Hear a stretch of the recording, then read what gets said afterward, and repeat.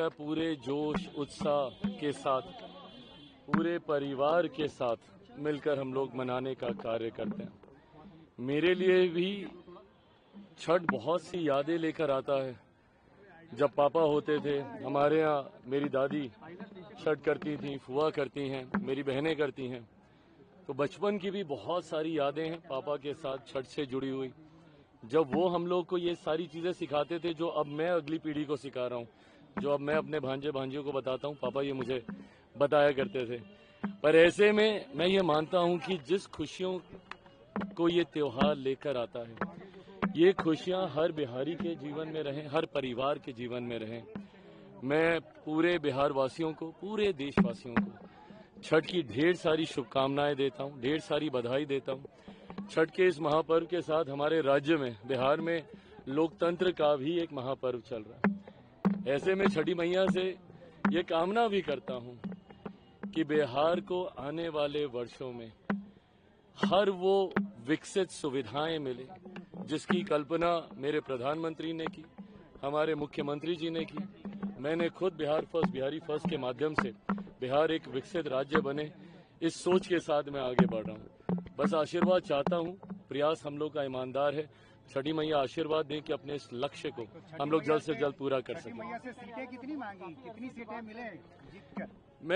मुझे लगता है ये छठी मैया जानती हैं कि बस जो आशीर्वाद लोकसभा के वक्त उन्होंने दिया था 100%, ऐसे में न सिर्फ मेरा दल बल्कि पूरा गठबंधन का प्रदर्शन, और मुझे उम्मीद ही नहीं, पूरा विश्वास है।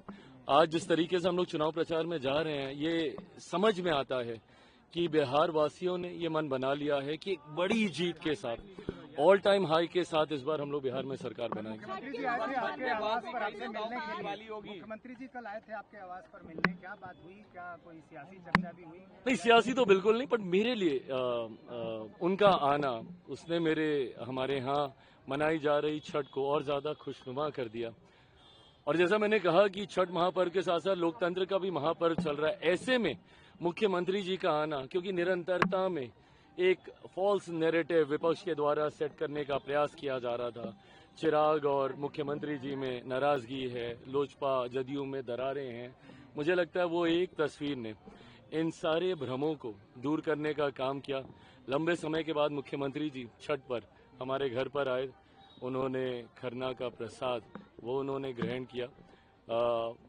ये मेरे लिए और मेरे परिवार के लिए उन महत्वपूर्ण क्षणों में से था जो हम लोग हमेशा याद रखें। एसआईआर को लेकर भी एक नैरेटिव बनाया गया था, आज 12 राज्यों में। छठ के बाद बिल्कुल 14 नवंबर को, ये तो मैं पहले ही कह चुका हूँ कि हम लोगों की सही दिवाली 14 नवंबर के बाद होगी। 14 नवंबर के बाद एक बार फिर आपको मेरा घर कार्यालय ऐसे ही जगमगाता हुआ दिखेगा। ये विश्वास है कि बिहार की जनता बहुत उत्साह के साथ मेरे प्रधानमंत्री और मुख्यमंत्री जी की इस डबल इंजन वाली सरकार को गति देने के लिए तैयार है। एसआईआर की बहुत चर्चा रही चुनाव में। प्रदेश कार्यालय में एक लंबे समय के बाद हम लोग प्रदेश कार्यालय में छठ महापर्व बना रहे हैं। जैसा मैंने कहा कि जगह से ज्यादा महत्वपूर्ण पूरे परिवार का एक साथ रहना होता है। मेरी फुआ बहनें सब लोग करती हैं। ऐसे में ये 4 दिन सिर्फ हंसी खुशी भरे हुए होते हैं और आज खुशी और बढ़ी है कि एक ऐसी जगह जिसकी पहचान मेरे पिता से रही थी, हमारा कार्यालय, विपरीत परिस्थितियों में हम लोग के पास नहीं था। आज एक बार फिर यहाँ पे हम लोग मना रहे हैं। अनाउंसमेंट हो गया है, होना भी चाहिए, बिल्कुल होना चाहिए। हम लोगों ने जब बिहार में भी एसआईआर का फैसला चुनाव आयोग के द्वारा लिया गया, हम लोगों ने पूरी तरीके से इसका समर्थन किया और ये समय समय पर ये एक ऐसी प्रक्रिया है जिसका पालन होता रहा है। लंबे समय से नहीं हुआ था, जिसकी वजह से कई राजनीतिक दल, कांग्रेस जैसे दल, इन्होंने सवाल उठाए थे वोटर लिस्ट में धांधली को लेकर। मुझे लगता है इस प्रक्रिया के माध्यम से वो रिवीजन हुआ है जिसकी जरूरत थी। कई ऐसे साथी जो पलायन करके बाहर चले गए, कई जिनका दुखद निधन हो गया, या कईयों की डुप्लीकेसी, इन तमाम चीजों के निवारण के लिए यही एकमात्र प्रक्रिया है। जैसे इसका बिहार में इस प्रक्रिया को अपनाया गया है चुनाव आयोग के द्वारा, पूरे देश में पहले ही कहा गया था किया जाएगा। आज मुझे लगता है जब हम लोग ये कर रहे हैं तो चुनाव आयोग की प्रेस कॉन्फ्रेंस भी थी और बाकी राज्यों में भी इसको कराने का फैसला लिया गया। महागठबंधन में बिखराव लग रहा था, लेकिन अब राहुल गांधी भी आ रहे हैं, तेजस्वी यादव की ज्वाइंट रैली होगी, साझा मैनिफेस्टो भी आ रहा है, तो अब वहाँ भी सब कुछ। प्रभु अगर अब नहीं आएंगे तो कब आएंगे, और हफ्ता भर नहीं आएंगे तो चुनाव ही खत्म होने पे आ जाएगा। कम से कम देर सवेर ही सही, अब आ जाना चाहिए इन लोगों को। हम लोग तो एक एक बार अपना गला बैठा के फिर हम लोग प्रचार में हम लोग लगे हुए हैं। ऐसे में ये लोग एक साथ एक मंच पर आए ही नहीं है।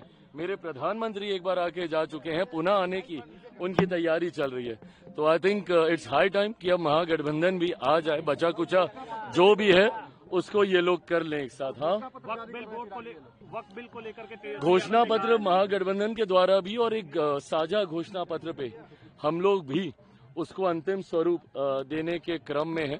मुझे लगता है बहुत जल्द एनडीए के तमाम दलों के सुझावों के साथ एक साझा घोषणा पत्र जल्द ही जारी किया जाएगा। तेजस्वी यादव ने वक्त बिल को लेकर के कहा है, इस पर ताज्जुब होता है मुझे, नेता प्रतिपक्ष हैं वो, कम से कम इतनी जानकारी तो होनी चाहिए। वक्त को लेकर उन्होंने कहा कि वो उनकी सरकार आएगी तो बिल को फाड़ के फेंक दिया जाएगा। पहली बात तो बिल फाड़ना मुझे लगता है उनके परिवार के लिए एक सेंसिटिव इश्यू रहा है। एक ऐसा ही बिल दशकों पहले राहुल जी ने फाड़ा था, जिसका सीधा असर उनके परिवार के सदस्य, उनके पिताजी के ऊपर हुआ था।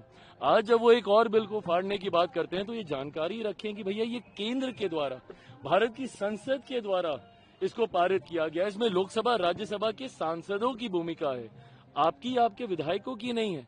ऐसे में आप फाड़ भी दीजिएगा तो क्या हो जाएगा। बट जो ये भ्रमित कर रहे हैं कि भाई ये एंटी मुस्लिम है, अगर एक बार नेता प्रतिपक्ष इसको पढ़ते तो उनको समझ में आता कि गरीब मुसलमानों को उनका हक अधिकार दिलाने के लिए जो मठाधीश वहां पे बैठे हुए हैं उनकी भूमिका को कम कर सबका समावेश, मुसलमानों के हर वर्ग का समावेश करने की सोच के साथ इसमें संशोधन किए गए थे। पर ऐसे भ्रम ये लोग लोकसभा में भी फैलाते रहे हैं, अभी फिर एक बार झूठ बोलने का प्रयास कर रहे हैं। होना जाना कुछ नहीं है। अरे प्रभु, चलिए, जय छोटी मैया।